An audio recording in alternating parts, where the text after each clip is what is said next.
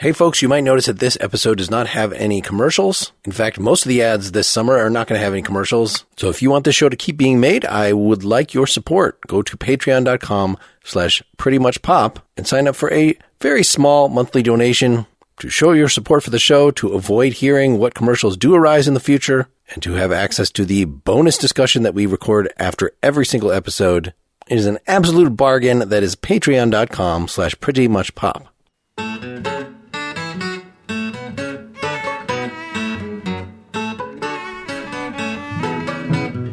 This is Pretty Much Pop, a culture podcast, having min-maxed our stats to be really high in constitution and dexterity, which are unfortunately not apparent in the audio medium. Today we're talking about tabletop role-playing games, the most famous of these being Dungeons & Dragons, and their place in our culture. I'm Mark Lintonmeyer, 13th level chaotic neutral rogue, subclass arcane trickster. I'm Erica Spires, and I have to say I'm a little bit nervous about attending my first satanic ritual. I'm Brian Hurt, and today I'll be using my gaming dice to make all my decisions and form all my opinions. I'm Amanda McLoughlin, and I didn't know this was audio only. I put so much time into this makeup and these prosthetics. I'm so pissed. Welcome, Amanda. If only you all could see her costume. And Brian, just so you all know, did hold up a pair of dice. These are my giant D6s. I'm already, by saying D6s instead of six-sided dice, that's the nerd shibboleth. Oh my God. For being a gamer. But now we know. When I would DM, if people would roll a 1 on a 20-sided dice, a critical failure, then they would go to the punishment table. And that involved rolling the big squeezy dice of shame. Let's introduce our guest more thoroughly. Amanda, you are the host of some things. Tell us about those things. Yes, my name is Amanda McLoughlin. I run a podcast collective called Multitude, and I am a self-taught podcaster. Now it's my full-time job, and I help other podcasters make a living by doing stuff like ad sales and taking care of the paperwork and business while they can run their podcasts, which is kind of a dream for me. And I am, most germane to today, a player on Join the Party, which is a storytelling podcast told through the rules of Dungeons & Dragons 5e. So we're currently playing a modern day, kind of like very near future superhero campaign in a sort of alternate reality metropolis in upstate New York, which is very exciting for all of us as New Yorkers. And I play a monk called Aggie O'Hare, who is a groundskeeper and custodian, and just kind of like lesbian about town, who's also a monk and a healer, and a superhero called Preserver. And have you ever played this game or any variation of it not as a performance, not while being recorded? All of my RPG learning curve has been on mic, which let me tell you, a bit of an introduction. But no, I started playing D&D 4 years ago in the pilot recording for Join the Party. And it was exciting for us because we really wanted to make a D&D show that would welcome in new players and that didn't require any kind of pre-existing knowledge in terms of experience playing the game, or also the sort of like pop culture references that, you know, a lot of folks I think are expected to know in geek spaces, particularly, 4.5 years ago when we were starting to do this. So it was exciting for me to be the new player because when I had a question, when I didn't know what was going on, we were able to stop and explain that in game. And so we also released with our pilot a sort of tooltip track, a version of the first 2 episodes that teaches people how to play D&D, which honestly was very helpful for me as well. There's something very Truman Show-like about that, of doing this with such an audience, going through your baby steps all the way to being a pro gamer. Yeah. That's awesome. I think, Mark, if ever we needed to go through our priors on this around the table with gaming, we better do that. Let's start with Erica. She's a longtime gamer. It's a continual issue here, I got to tell you, Amanda. I'm not a big gamer because I'm extremely competitive and I'm a musical theater person, so I have to be competitive, I feel like, in my audition. So when I come home, I want nothing to do with competition.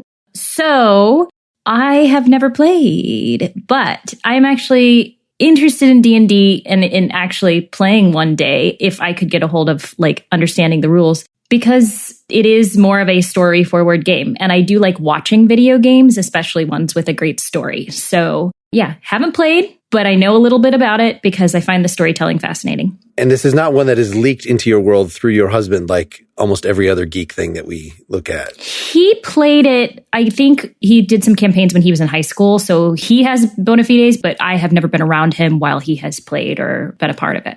That's why I love D&D media so much. There is such an explosion in the last, I'd say 2 years, but specifically, I'd say 2 years, but almost broadly the last 5 years as well. But having so much D&D real play material, like video series and streams and podcasts where you watch people play their campaigns. For me too, I love speed runs. I love watching video games. Like I love games done quick. For me, playing games is not like the most fun thing, but I love watching them. So I think that for folks who either don't have the time or the access to people with rules, and explanations, or they don't have a game master and they don't want to be the game master and they're sort of, in a rock and a hard place, being able to watch things like Dimension 20, which to me was my real like entree into D&D as a whole, besides being a player. I think it's just so valuable because then you have the confidence and the skills to play a game yourself or to even GM a game yourself. So I think Brian and I are in a similar boat in at least the beginning of the story where we both ran into D&D. I got the basic set as a gift when I was 9, 10, something. And, so late 70s, early 80s. And it's not something you can do by yourself. No. And so I don't know. Abed does. clumsy attempts doing this with just individual friends.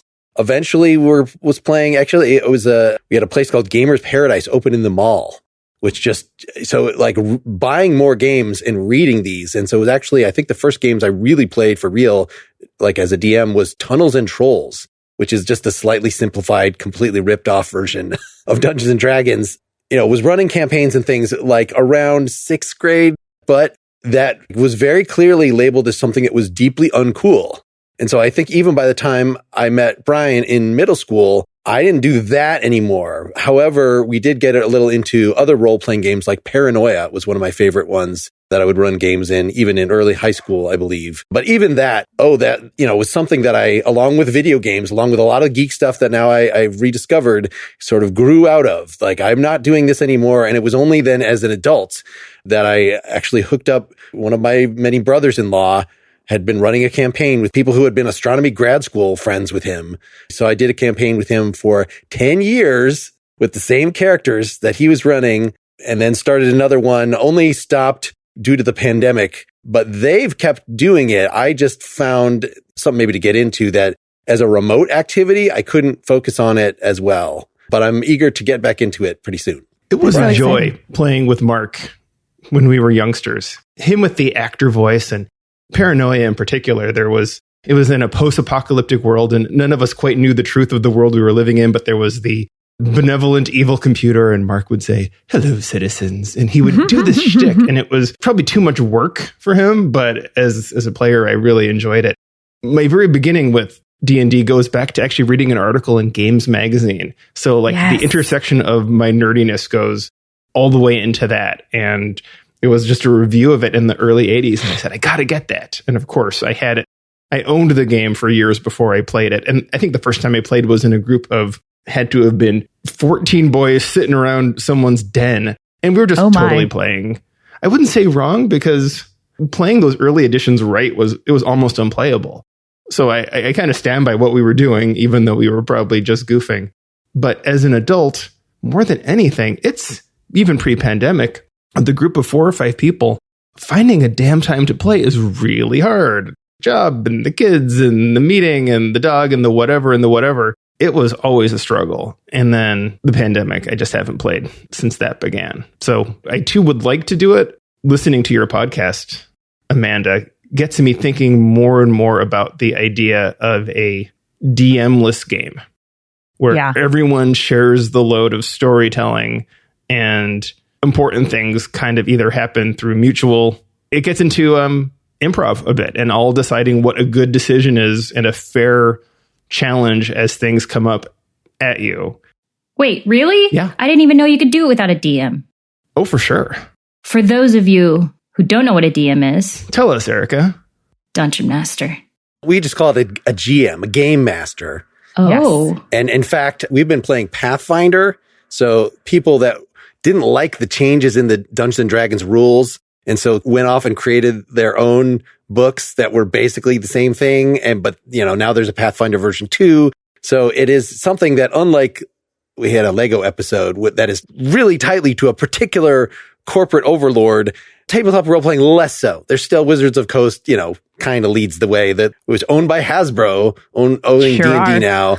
But there are other things, and still be sort of a full participant. It's not like Lego, where you're either with the corporate overlord or you're using crappy knockoff. Yeah, and there are a lot of games too that are like, if you Google kind of one-page RPGs, that's kind of the phrase that they are literally on one page. It is easy to understand. Normally you only need kind of regular dice, a D6, as Brian was saying, and you with your friends can do the game together, which is often a really great way to get started.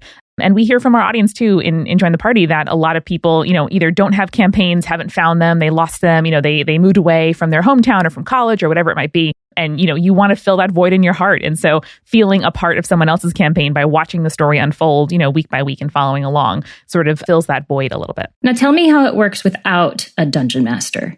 As the noob here, I know that you get character sheets. I just assume those things come from a DM. But if you're doing it all together, how do you decide who gets the really cool attributes? Brian? Well, I think that part gets decided the same way that a regular game is. Everyone builds their own character to play, regardless of, okay, we're going to have to go back. D&D stands for Dungeons and Dragons. And no, do you have like specs and you can only have like, say, if you're going to have this many points in this category, you can only have a small amount in the other category? Is that how it works? There are different ways of rolling characters. I think when I started, it was supposed to be purely random. Like you take 3d6 and you roll each of your attributes, which are your personality characteristics, which we should talk more about the attributes and the way of thinking about humans as personality characteristics. Yeah. Like just the fact that there are 3 different kinds of intelligence. There's intelligence, there's wisdom, there's charisma, which is kind of, emotional intelligence relating to people. And, I remember very vividly one of the best parts of the recent Pathfinder basic rules that I looked at was like, here's an example of somebody with a really high wisdom score, but really low in the other ones, like that you could create these different kinds of idiot savants. And it does sort of reward you in min-maxing. That is what, so often the modern way of playing it is you get a certain pool of points and you can, you kind of start with 10 of everything, but then you can add them. So it's like a lot of video games where you can add a certain amount.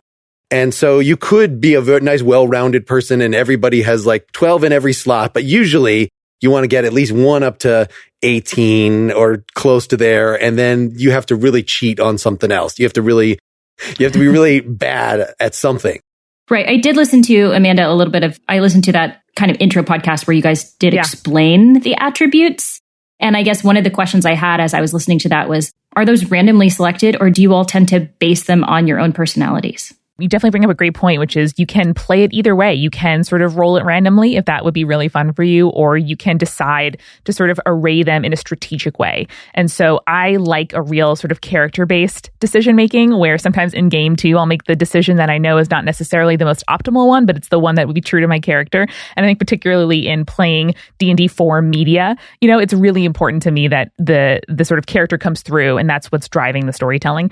Smart. Yeah, to answer your question, people can also be extremely strategic and say, well, I'm playing a monk. And so these are the things that a monk is good at already. And so I will either compensate by adding my points into categories that my sort of like class and the architecture of my character does not give me advantages in, or let me lean super hard. Let me min-max. I'll put all my points into the things that I know I'll be good at. And like, I can't heal anybody, but I can sure punch him. Or, I can definitely lie and do all of my, sneaking and deceiving, but there's no way that if you ask me a question, I can know the history or the magic of this place. But I think you bring up a great point too in your sort of DMless question, which is what I assumed going into D&D. I was like, well, surely someone's in charge, right? Like surely somebody, is deciding what's happening. Someone's keeping track of the points. Someone's deciding if I win or lose. I have to like make my case to a judge, and then the judge tells me if the thing I said was buck wild enough to merit me doing it. Yeah. But that to me is the central beauty of the game, is that the dice are the whims of fate. And, your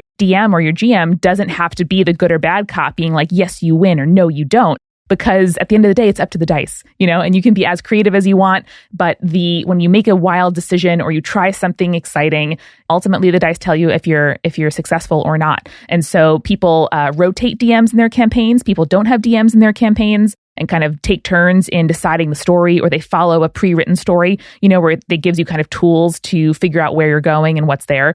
Or like us, we show up every week and our DM, Eric Silver, kind of brings us a new challenge or a new plot development. But in this campaign of Join the Party, we used one of these kind of collaborative world building games called A Quiet Year by Avery Adler, who's an independent game designer who's fantastic. And the game is a collaborative world building game. So we were able to kind of all go around and in turns decide, where are we? What is the history of the city? What are the neighborhoods? What is the local cuisine? Come up with the mountain lobster. It's all about crawfish in Lake Town City. And get to decide throughout the history of the place and decades, how this setting came to be, which for us was a really good mix between there is a GM and like the story ultimately is sort of architected by him, but all of us are really invested and we can say with confidence when we're in a certain neighborhood, oh yes, this is what's in this neighborhood.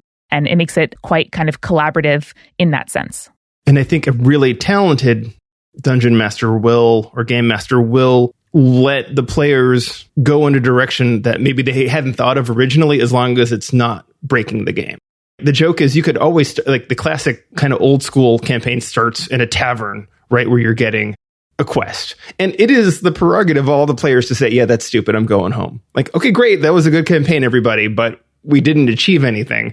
I mean, if you were hoping to go adventuring, you're going to kind of have to, if not stay on the tracks, at least go parallel in the direction of the tracks more or less. You don't have to be the person, you can be the dog and not the person walking the dog, but you have to be going more or less in that direction. And that's where, and again, going straight to a DM-less game is kind of a little off the walls, but it is also, what it speaks to is, it is the role of everyone to tell the story. And the worst games are the ones where the players just want the DM to tell the story and they are more like watching a movie. So, for example, during combat, when you just miss, I prefer to tell that it's a near miss and have the player, if I'm DMing, have the player say what happened. How, like the arrow that, whizzed by the orc's ear and got stuck in the... I mean, like, that's not my job. I'm not going to do that for everybody. If you want to have some fun with it, like, help me describe what's going on here. I'll let you know what's happening, or you can figure out what's happening, but tell the story with me. It makes me picture a battleship game in which people are trying to do that. Like, instead of just E4, hit, see, like, at the sizzle of the missile on my battleship. I've never heard someone try to do that. Amanda, do you tend to enjoy this, I guess, newer form of D&D where you are based in a kind of current real world rather than the more traditional D&D games, which are, I guess, based originally on Tolkien, the Tolkien universe? They definitely are. In a lot of the systems of D&D, you can definitely hear that and feel that. But so much of what I love is the homebrew, the stuff that people come up with on their own and then sort of use D&D as the engine to power that world. And our first campaign was definitely a sort of high fantasy set campaign. There were, city-states, there was a king, there was a prince, and we showed up at the prince's wedding, and his husband is imperiled. And that was the beginning of our first campaign, which is exciting in its own way. And to me, felt very like this is what D&D is. But in a new campaign, I don't know, like in a modern day one, for us, in starting this campaign in 2020, like we want to be able to talk about things like power, responsibility, who's in charge of like helping communities. What does it mean to, self-determine, and for us, to see different like genders, sexualities, kinds of people in the world. That felt very sort of natural to do in a sort of like part escapist, but part kind of getting at real issues from the side, where it's not, a city that we know of in the US today. We started the world in very early 2020, so COVID is not present, like we started world building this in late 2019. And so being able to spend the last year and a half, like building that out and having adventures in that city. It's nice escapism for you, right? It's a really fun way to have spent the last year and a half. Yeah. A COVID RPG would be terrible. Just depressing. Let's not. No. Unless it was like a plan to like battle COVID and like some great world could come out of it. That could be fun. We're just going to need a cleric. I just know that for sure. We need a healer.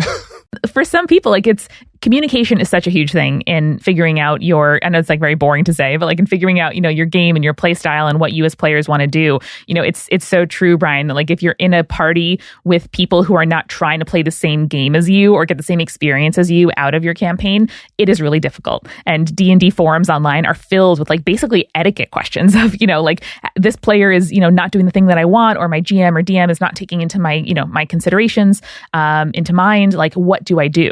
And so there's so much possibility to play the exact kind of game you want to play, but you got to sit down and like have those discussions and ask those questions and figure out what it is that you want to get out of it. Yeah, there's definitely It's a little bit like dating and having to find a good gaming group. And there have been people who I like, but I don't like to game with. And if you listen to this podcast, you know who you are. And you may not like to game with me, and that's fine. But it does have to be the right mix. And there's people who really want to play in a backstabby sort of way because that's how they're role playing.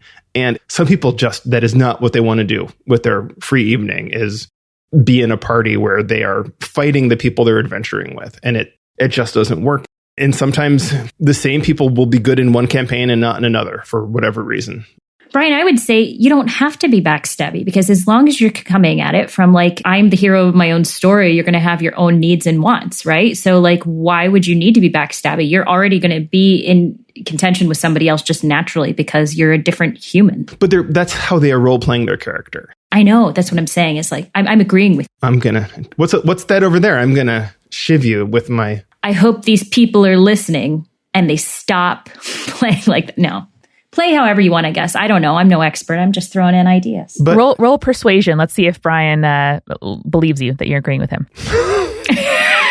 He never will. We battle it. We battle it too much.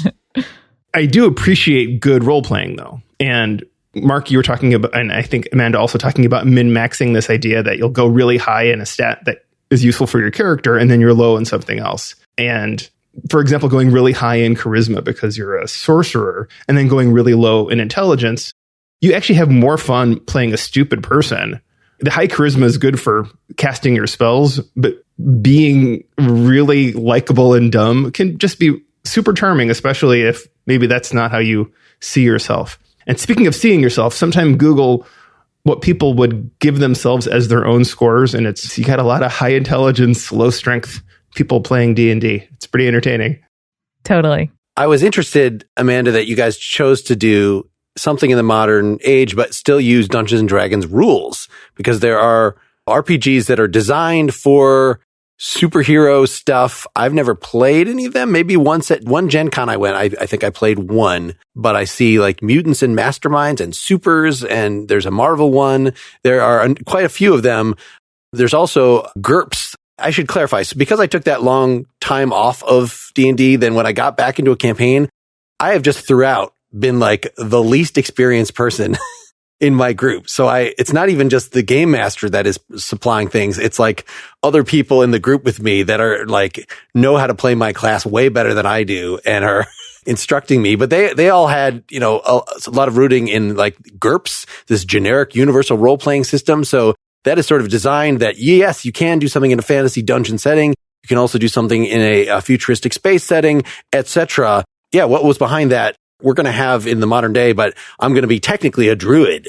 Yeah, we're really interested in reskinning. And our DM, Eric, wrote a guide called No Capes, all about kind of how to reskin classes for D&D. Meaning like, okay, this is the idea of the monk or the idea of the sorcerer or the wizard or the druid. Like, what does that actually mean? Where do they get their power from? What motivates them? What are they inherently good at? And again, kind of liberating ourselves and unshackling ourselves from the idea of high fantasy. Like D&D is a very cool engine to tell certain kinds of stories. If it's kind of like an epic and somewhat conflict driven, even if it's not like combat necessarily, there's some kind of conflict. If it's a story that is being driven by that, then D&D is a great system for it. And also the genre of a D&D podcast, of D&D role-playing media, is exciting. It's the one we started in, and one that we are kind of proud to be a part of and wanted to stick to. So being able to kind of get to the heart of our characters and say, what does magic look like for this character? What does magic look like in a world without magic and instead with superpowers? That kind of creativity to us is really fun. But Masks is one of those sort of game systems that is all about teenage superheroes or people with superpowers, and it is incredibly fun. It's incredibly good. I highly recommend folks play Masks because it's less kind of intensive, like rules and numbers wise, but it's really all about emotions and the emotional journey of a character. And when something goes poorly, the consequence is not necessarily, you don't get to do it. Like, you have your powers, you're good at your powers, and then the dice help determine, what are the consequences? Is it successful but with a cost? Questions like that. So how many different factions are there traditionally? Different classes. Yeah, classes, races, whatever. Yes. Is it classes? Is that what we go by? There's both classes and races, which I'll put an asterisk on because lots of elements of that are definitely problematic. But how many classes? Are there 10 classes? 12? Do you guys know? I don't know. I think because they're always like subclasses. So like basically, it's ironic that most of the real play podcasts I'm familiar with, at least they seem to be most effective when there are fewer players. So you have 3 players, Adventure Zone that I know that I've listened to a lot of, that was one of your early inspirations. 3 players, but normally you need at least 4 to balance it out so that you have your meat shield, your fighter type, you have your magic user, you have your cleric who's going to heal people, and you have your rogue who's going to be able to do, open the locks and stuff. And like that is sort of the bare minimum. Okay. And then there are just all these like combinations and variations and subclasses among those. Okay. So if you're talking about reskinning, what do you think some of the most successful or exciting reskins that you all have done with those basic characters? It's a great question. I am just thinking so much about a heist team and how I think about putting together a D&D party, like putting together a balanced heist. Like you want different people to be good at different elements. And, I don't have to be good at hacking if I have a hacker on the team, that kind of thing. But in our world, I think my favorite thing is when Eric uses monster stats to be our foes. And instead of having like a giant octopus or whatever, like you have people that use those stats to have different powers that then he interprets in a really fun and like superhero driven way. So recently, for example, we fought like the Italian mob, and the members of the mob had different stats from like monsters that would normally be, like non-humanoid and like monsters that you kick or punch or whatever. But these mobsters were able to fight together with those kind of pack dynamics that the character from the monster stats actually have. So the beauty for me is that I don't necessarily see all of the mechanics behind the scenes. And in our show, we have an after party every month where we talk about all of the stuff that happened and the mechanics behind it and answer listener questions and stuff. And so that is often where I hear like, oh, wow, that was a werewolf stat. Like I had no idea, because in our game, I am just encountering the thing that's in front of me. And so in terms of like sharing the balanced load of the heist, producing a podcast also, it's really exciting for me to be able to like show up. I just get to worry about, making choices that are right for my character and trying to advance the plot. And then, I deal with all the finance and accounting and ads and stuff behind the scenes. Amanda, do you know how much your DM cheats in order to make things go smoothly? In terms of the roles, for example, to avoid a total party wipe, for example, or just to make things go in kind of the direction that everyone hopes. I know I'm always doing that. The numbers are the numbers, except when they're not. We have never fudged a roll on Join the Party, which is a point of pride for us, except for one very important roll at the end of our first campaign where the player's roll succeeded, but the player chose to fail, which is like a thing you can do. And he was like, you know what, it'll be more interesting if I fail this. I'm going to see that roll. I'm going to let it go. I'm going to fail this. And so it is very exciting for us. And I think Eric does a good job of kind of calibrating combat to fit our levels and our characters. But no one's had to do a death saving throw that I can recall, which is not, again, how everybody plays. But for us, that's the exciting thing. Like it would be fucking devastating to have a PC you've gotten to know over the course of a year and a half die.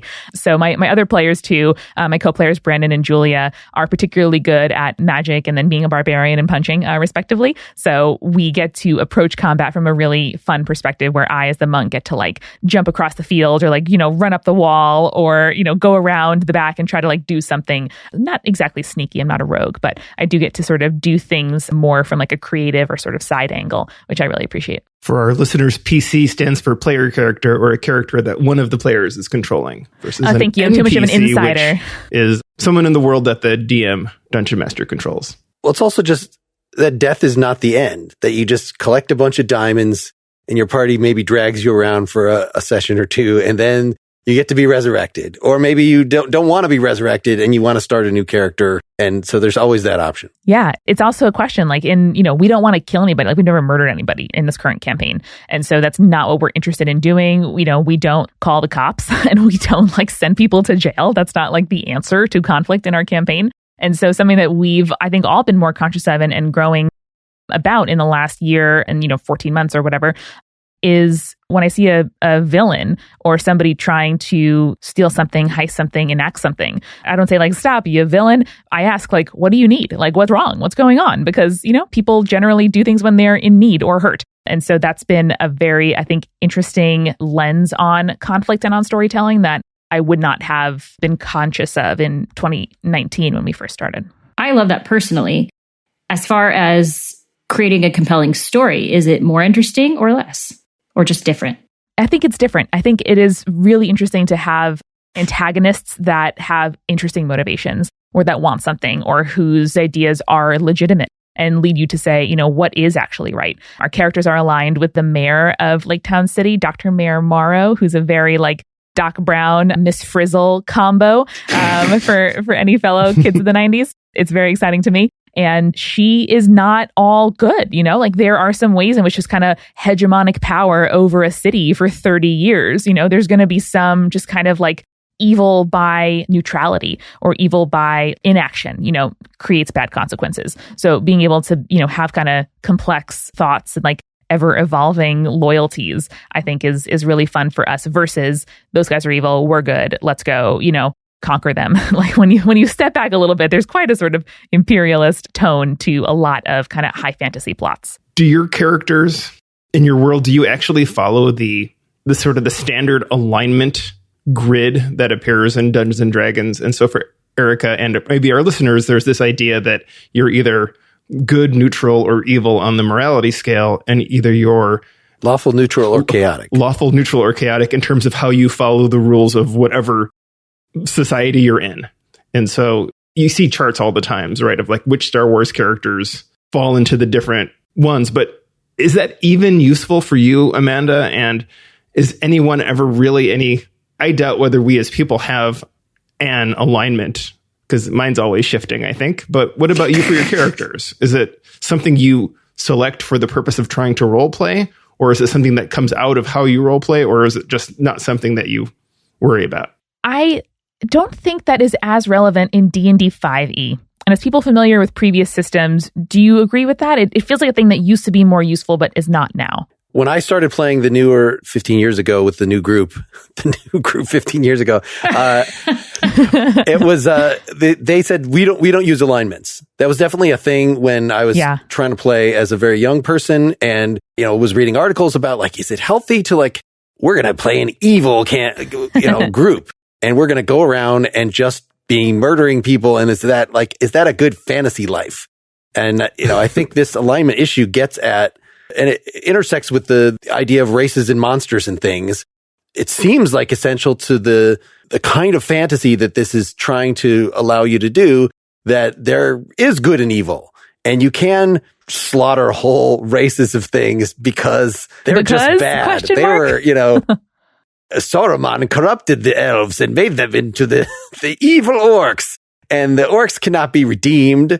But of course, once you've kind of introduced that, then it is fun to play with that and but I want to play an orc or something, as a PC, I'm one of the good kinds. But there's still even you pointed us helpfully, Amanda, at something that Eric, your partner and Dungeon Master, wrote about Dungeons & Dragons has an anti-Semitism problem. That even in the dwarves, right, one of the classic player character races, that they were intentionally designed after Jews.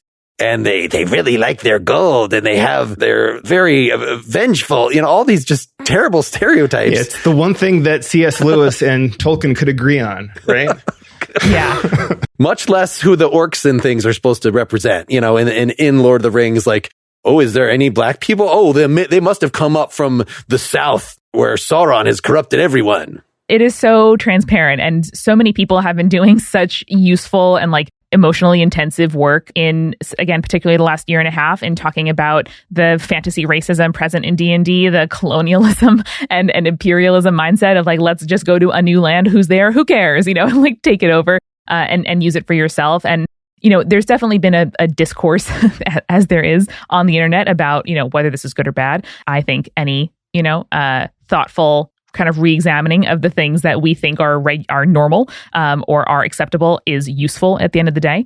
And it's something that I think makes it more important and more exciting to use this game system to tell the stories that you want to tell in a way that feels good to you. And certainly to, support indie game designers to try other systems. But if this is something that means a lot to you and that you really want to be in, we find a lot of power in saying no, you can't push us out. And yes, we are going to, use these, reskin the characters, kind of change the ideas, the norms of who is good and evil. And again, what monsters, let's use them and their stats as people instead and kind of make the game work for us, because the kind of community of role-playing people on the internet and D&D people on the internet has nothing to do with Hasbro, and has nothing to do with Wizards of the Coast. And the fact that so many people are flourishing and making incredibly, queer, incredibly trans, all Black spaces in using D&D mechanics, to me is like such a beautiful thing. It makes me so proud to be part of the community. We have to get Ren fairs caught up with D&D, because as much as I enjoy what D&D can be, the last time I went to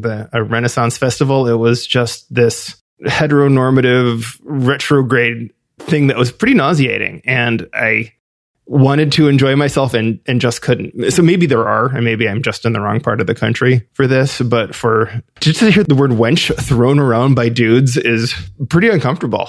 You've just thrown a challenge out to our Ren Fair loving listeners to come on and be a guest with us and have a Ren Fair episode.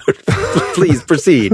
That's so funny. Here in Brooklyn, all the Ren Fair people I know are like trans and queer performers and people from kind of the theater world for whom Ren Fair is like a really fun second community or our primary community. I think Instagram is a very good place to kind of meet your people, whether that's cosplayers of color, queer Ren Fair people, trans Ren Fair people, whatever it might be, or, RPG podcasters. Like it is truly amazing. The microcosm of universes where you can find people who share your very thing that you thought was impossible before. Well, that's great to hear, Amanda. I admit the last one I went to was in a state that begins with a K and ends with an Anzus. So maybe that had something to do with it.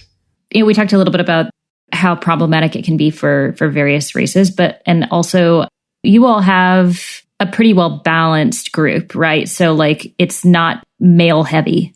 No, we have 2 women and 1 male player, and then Eric is a male GM. I'm sure that's common now, but my guess is early on, when this came out in the 70s, probably was mostly a bunch of dudes. Just like the video gaming community was, at least mostly represented until more recently. It's a huge influx of female or just non-binary players as well. I accept the premise of your argument. Now what?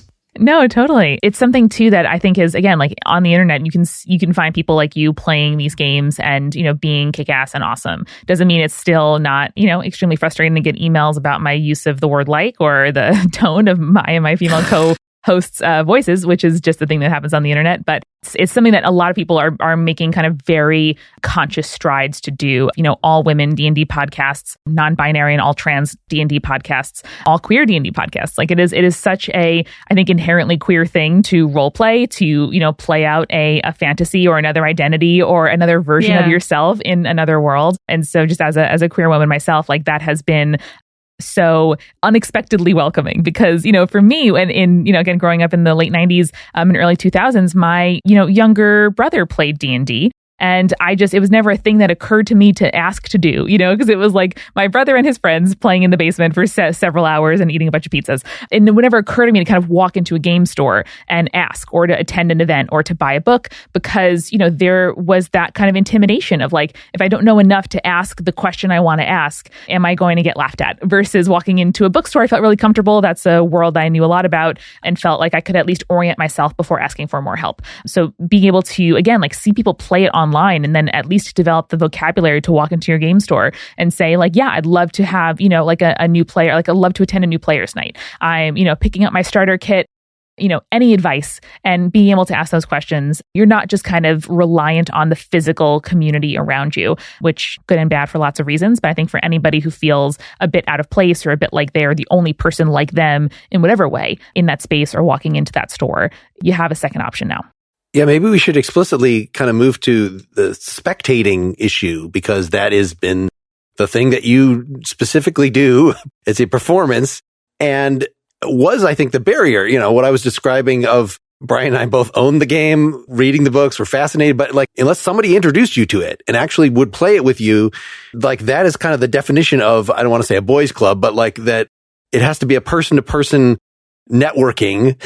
And then if you're just outside of any of those communities, like how would you possibly get a hold of it? And it's only now where you've got so many options. I guess Critical Role being the most famous of them. I had never seen it before prepping for this, but that's a bunch of voice actors that do. It's better and I think meant to be video because there are too many of them. Yeah. So it's not like like your show that has 3 players or Adventure Zone, 3 players. And in fact, probably people that you know from, I don't know, are a lot of your fans people that listen to you on your Spirits podcast first? Yes, many of them came from other podcasts in the Multitude Collective, but also just D&D podcasting. Like people hear when there's a new D&D podcast and they come in that way. It's just such a big, I wanted to sample a lot of these because there's so many of these and I tried little bits, but it's so hard. I think you have to give something a good 4 or 5 hours of your time before you get a handle on who these people are, what their approach is. It's really, even for as a spectator, much less as a player. And Erica's, describing her trepidation of these rules. You got these fat books that are basically reference books. No, it's really hard to just read through the book. And it's kind of not the point. You play and then you use the book as needed to figure out, all right, I am a ranger. What am I actually supposed to be doing here? It seems like it takes a lot of effort to make it tolerable to watch. In other words, you guys put a lot of music in and edit it very tightly and do a lot of planning beforehand. The danger of any role-playing game, even if you're playing it, is that it's going to be too slow and boring depending on my group. We have whole sessions where it's just, we're shopping today. Mm-hmm. That's what's happening. So even that, that's why when we shifted to online, I had to opt out because I wasn't paying enough attention. I wasn't giving these guys, it just wasn't, I need to have the physical intimidation of other people at the table with me to make sure I'm fully engaged. You're so right. It is so context dependent. And in watching this kind of listening to this large amount of D&D videos and podcasts, it's also I don't have 100 hours to catch up on Critical Role. If I wanted to get into it, the streams are, 4+ hours long and happen, I think, many times a week, if not weekly. And so for us in starting D&D, it was we want to solve a very specific problem. We want to make a podcast where you don't have to know how to play D&D. We want to make a podcast that's easy to catch up on and easy to get into, both for just people being able to enjoy it, but also because we want to grow a podcast, and being able to say to somebody listen, don't worry about it. We have recaps every few episodes. You can just listen to 10 minutes of recaps and jump right into the new episode. That is the thing that we wanted to do. And in terms of the resources at hand, we had a new player in me, the DM in Eric, and then our third player who started the show with us, Brandon, is an editor and sound designer. And so we're great, these are the tools we have. So we know that the show that we make, those are the skills that we have to be able to make a really tightly edited, sound design, very immersive story that we will put out as strictly an hour long every other week, and then release those recaps as well. So people at the end of each kind of little story arc can just listen to the recap and jump right in. There are other shows that are different, like Dimension 20, which is my favorite, the rebrand of College Humor. And they have a campaign that is beautiful video. And there are, let me count, 6 players. Again, too many, more than I would normally say. But because there's video, because there's a full production team, there are miniatures and maps, and you can kind of watch the action take place and not kind of forget where everybody is on the field. That's the thing that they are working with. And I think Critical Role, even before they got the budget to make the high quality stuff that they're doing now, they're actors, they're professional actors, and they have great voices, they have great timing, they have those skills to be able to carry that off. And the DM is an impressionist and voice actor, and can really make those characters come to life. So whether in terms of starting a new podcast or starting a new project with your friends, you don't have to have the budget or even necessarily a huge amount of time to edit. You just have to design the campaign and design the show to be a product of what's there, what you have to offer. And is it your perspective that's different? If you're going to not be able to edit, maybe you should stream. Maybe that's the right kind of medium for you. And so just sort of asking, what is it that we want to make? What do we have at our disposal? What will be fun for us? And who are we trying to reach? What will be fun for them? That's kind of all you have to do. I hope it's not too hot a take, but I'm going to say it anyway, that I think that D&D is fundamentally not great as a narrative form. It's just the way that it goes. It's a little too slow. It doesn't tell the story in the way you would tell a story. And that's not a knock on it, but I think what it does is it gives you, Amanda, and people like you this challenge to say, well, in order to overcome that, what we need to do is we need to be interesting and engaging and funny and have good little micro stories that we tell as we're telling the big story arc. Because when you don't have that, it's death. There's a reason that when you see D&D portrayed in media, it's not actually D&D. Erica mentioned in our planning guide about, should we talk about those episodes of Community? And there are 2 of them, and one isn't widely available because of an issue regarding blackface. But it's a 23-minute show, and you can't see a D&D campaign in 23 minutes. They're showing us how D&D would be fun without actually showing us people really playing it. That's not it. So I really commend you, Amanda, on how you're able to give an entertaining product And you're right, Mark. If you have the time to get into it, it does pay off. But I think it helps that it's a podcast and you can be doing something else and not totally focused. I can't imagine sitting down and watching. I refuse to. I'm not going to spend time watching someone else play a game. Now, if I'm doing some other activity or driving and listening, then, like anything you're listening to on a podcast, you can kind of come in and out in your brain based on what's going on and how interested you are in it, or when something really exciting is happening, then you have to re-engage. So it's a tall mountain for you to get over, but I think you're doing it. It's also an exciting challenge because we know that people are doing stuff. Like we all listen to podcasts. We started doing podcasting because we love podcasts. Like we didn't get trained in like high audio art. We really liked podcasts and started making them.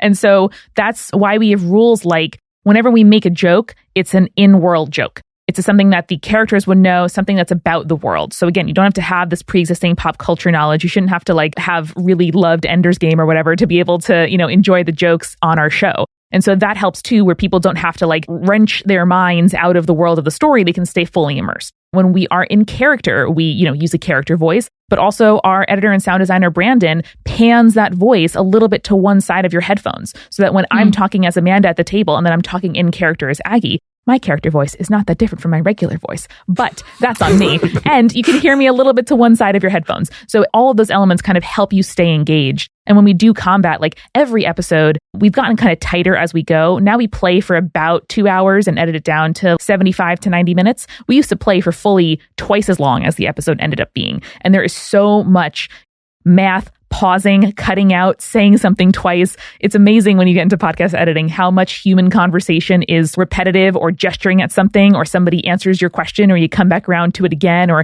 just your tone of voice is different and people get what you mean. And you have to learn to speak and perform differently for a podcast.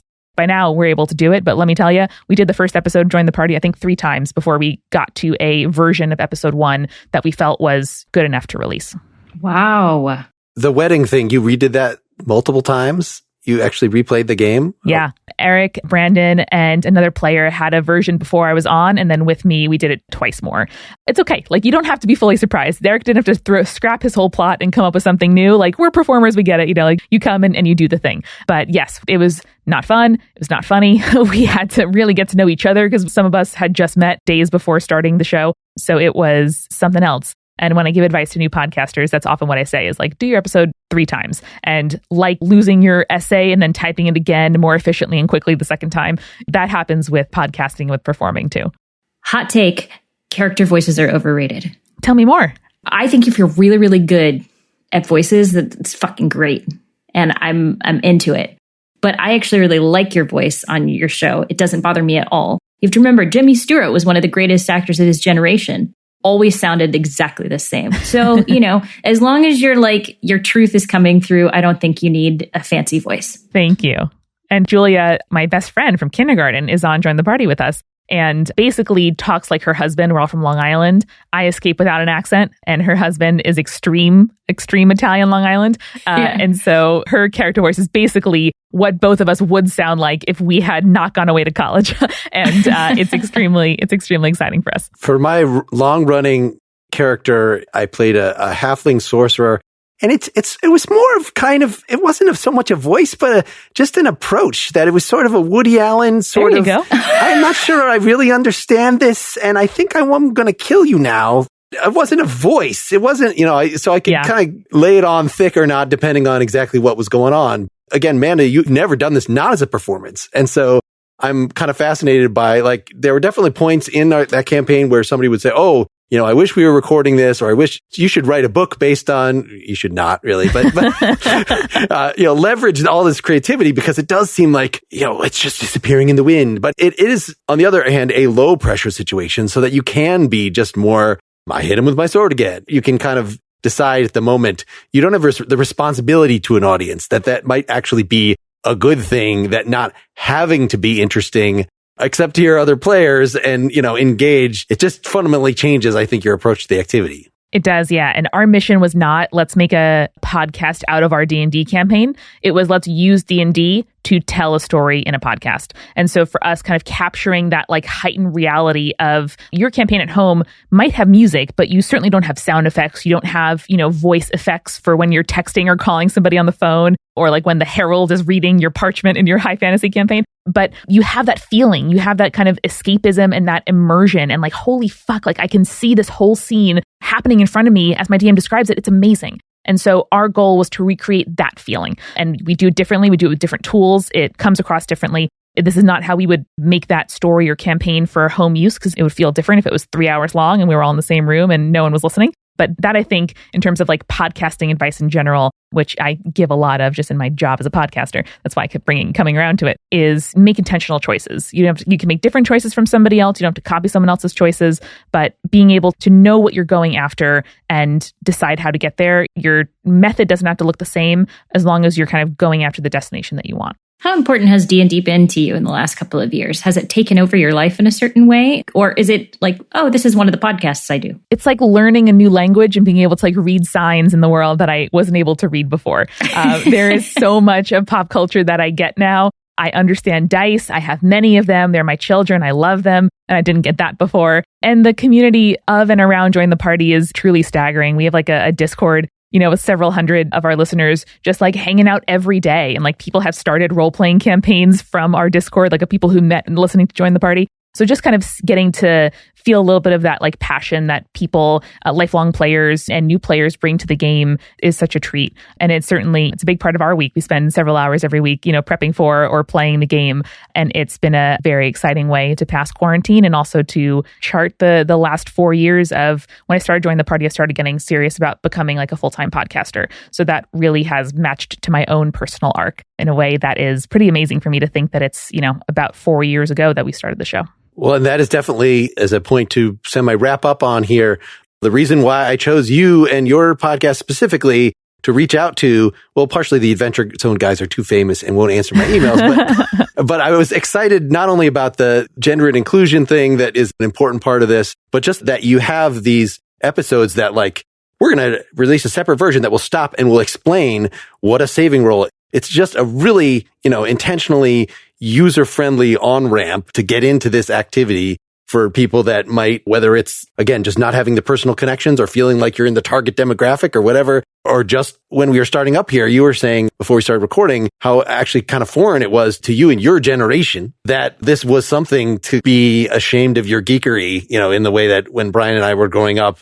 Do you feel like there are still a lot of people that when you're explaining what this new podcast is that you have that, oh, I don't know what that is. Seems like everybody at least knows what it is now, Dungeons and Dragons? Yeah, I think they do now. I think the turning point was really Stranger Things. I think that was when like my mom heard D&D on something else and like called me immediately and was like, Amanda, it's on Netflix. And I got very excited too. But I think the community episodes and the Stranger Things, season 1 opening were really the two touch points. But for me now, among my fellow like 29-year-old, millennial counterparts, it is sometimes like, oh yeah, I know D&D is like really trendy right now, but like I'm not into it. So there's kind of like a backlash to the backlash type situation in the Matrix here. I think people understand that, geekery, enthusiasm, being into nerdy shit is really exciting and really interesting. So I'm very glad that in my adulthood, I haven't had to kind of qualify or feel ashamed of having a D&D podcast is kind of the thing to be ashamed of. Like, yes, I know it's another one, blah, blah, blah. But like, I promise it's really good. You should check it out. jointhepartypod.com/start. That's where you can learn how to play the game. But no, it's a cultural development that I am pretty fond of. All right, Mark, Erica, Amanda, get out your D20 and roll for initiative. Hey, no. I got a 14. To say goodbye. Yeah, thanks so much for joining us. Maybe if you can stick around for another couple minutes, we'll just ask you a couple more podcasting questions, but we can save that for the supporters. Let's do it. All right. Thank you, listeners. Thank you, Amanda. Thanks, Amanda, and thanks for listening. Get more Pretty Much Pop at prettymuchpop.com. Get bonus content for every episode at patreon.com/prettymuchpop. Pretty Much Pop is part of the Partially Examined Life Podcast Network, and it's also presented by openculture.com.